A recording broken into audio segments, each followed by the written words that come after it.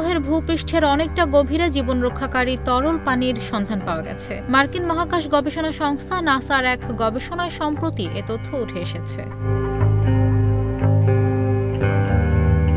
বার্তা সংস্থা রয়টার্স জানিয়েছে, নাসার রোবটযান মার্স ইনসাইট ল্যান্ডারের পাঠানো তথ্য উপাত্ত ব্যবহার করে সোমবার 12 আগস্ট নাসা বলেছে, মঙ্গলের ভূপৃষ্ঠের নিচে তরল পানির সন্ধান পাওয়া গেছে।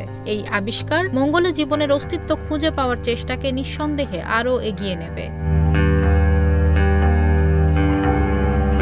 নাসার বিজ্ঞানীরা বলছেন, বহু আগে মঙ্গলের মহাসাগরে কি ঘটেছিল সে ব্যাপারেও ধারণা পেতে সাহায্য করবে নতুন এই তথ্য।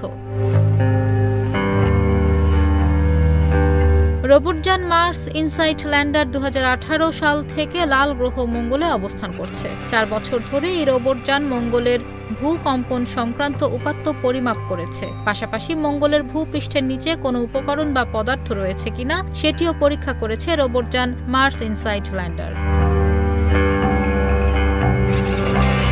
মার্স ইনসাইট ল্যান্ডারের পাঠানো উপাত্তের ভিত্তিতে গবেষকেরা বলছেন, মঙ্গলে ভূপৃষ্ঠের অনেক গভীরে তরল পানির অস্তিত্ব রয়েছে। ধারণা করা হচ্ছে 300 কোটি বছর আগে মঙ্গলের উপরিভাগে হ্রদ, নদী ও মহাসাগর ছিল।